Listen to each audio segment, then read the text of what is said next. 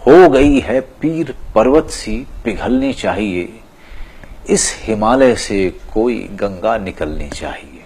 मेरे सीने में नहीं तो तेरे सीने में सही, हो कहीं भी आग लेकिन आग जलनी चाहिए।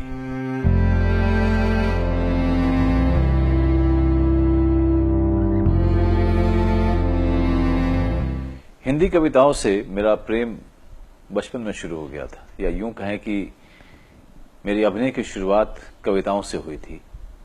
क्योंकि जिस छोटे से शहर से आता हूं, जहां पर मेरी पढ़ाई लिखाई हुई है, वैसे पालन पोषण और मेरे माता पिता को गांव के रहने वाले, लेकिन हमें पास के शहर में भेजा गया था पढ़ने के लिए। तो उस शहर में जिस स्कूल में था मैं, चौथी या पांचवी क्लास ऐसे ही कुछ था, और मेरे टीचर ने कहा था कि एलोक्यूशन कॉन्टेस्ट में, यानी कि कविता की जो कंपटीशन होती है, प्रतियोगिता होती है, उसमें हिस्सा लेना था। तो उस क्लास से पता नहीं क्यों मेरे टीचर ने मुझे चुना। शायद उनको ये पता था कि मैं बहुत ही कम बोलने वाला व्यक्ति, और मुझे एक इस तरह का मंच चाहिए था जिससे मेरा एक पूरा विकास हो सके। वो मेरी तरफ एक चुनौती के रूप में ये पेश करना चाहते थे, और मैंने वो लिया।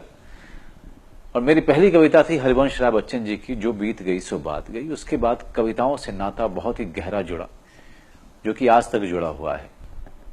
कविताएं मुझे इसलिए पसंद है क्योंकि सारे भाषण होने के बाद भी, सारी फिलॉसफी होने के बाद भी, और जीवन के बारे में एक पूरा गूढ़ सत्य होने के बाद भी, एक अजीब सा इसमें म्यूजिक होता है, एक संगीत होता है, एक ताल होता है, जो कहीं से भी ऐसा लगता नहीं कि कोई आपको ज्ञान देने की कोशिश कर रहा है। पर हर भाषा में कविता उस भाषा को समझने के लिए बहुत ही आवश्यक है। तो अगर आप अपनी भाषा से प्रेम करते हो, जैसा कि मैं हिंदी से बहुत प्रेम करता हूं, तो आप उस भाषा की कविताओं को और कवियों को जरूर पढ़ें। इससे भाषा के प्रति आपका प्रेम बढ़ेगा, और भाषा में जो दम है, जो शक्ति है, उसको जानने का आपको अवसर मिलेगा। ऐसे ही एक कवि थे दुष्यंत कुमार। जब मैं कॉलेज में पढ़ता था, दुष्यंत कुमार उनमें से थे जिन्होंने मुझे शुरू में ही आकर्षित किया।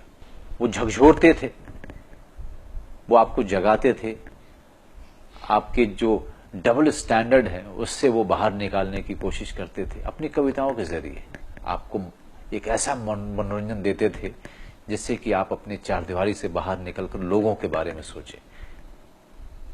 आपकी जो अवस्था है या जो देश की अवस्था है, उससे वो अवगत कराते थे। और जो भी सरकार में है, जो भी शक्तियां हैं जो इसको बदलने नहीं दे रही हैं, उनके खिलाफ क्रांति करने की एक मिसाल भी देते थे। दुष्यंत कुमार मुझे बहुत पसंद आए। ये मेरे 20s में बहुत बड़े मेरे इंस्पिरेशन रहे हैं। मैंने बहुत कुछ सीखा है इनसे। और बराबर अपने नाटकों में, या जब भी हम लोग बैठते थे कविता पाठ करते थे, दुष्यंत कुमार की कविता का पाठ हमेशा होता था। जिसमें से एक कविता आज मेरे सामने आई है, जिसे मैं पढ़ने जा रहा हूं। देख के पढ़ूंगा क्योंकि याद तो है नहीं। हो गई है पीर पर्वत सी पिघलनी चाहिए, इस हिमालय से कोई गंगा निकलनी चाहिए।